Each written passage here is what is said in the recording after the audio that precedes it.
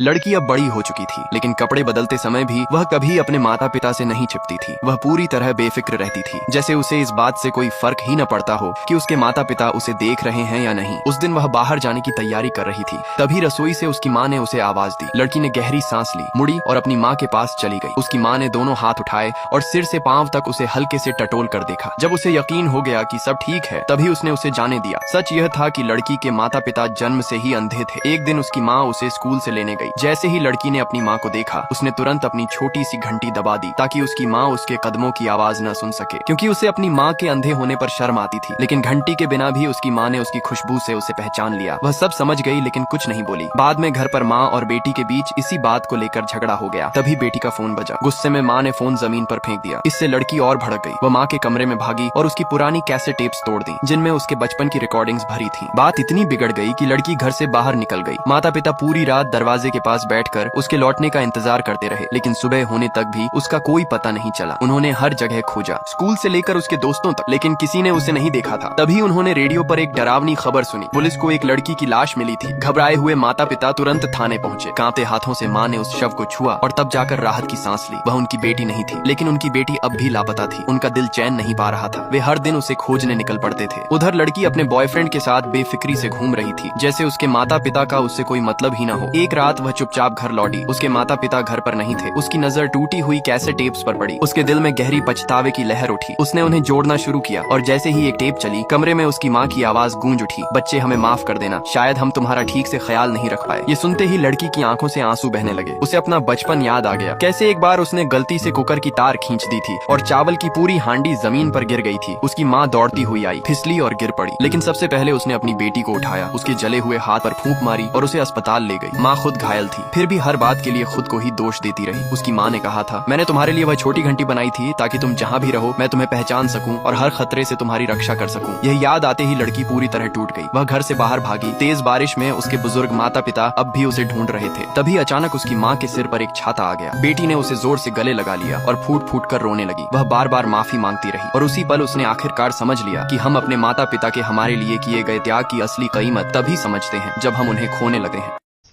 या अल्लाह, देखना तेरे मुसलमान कैसे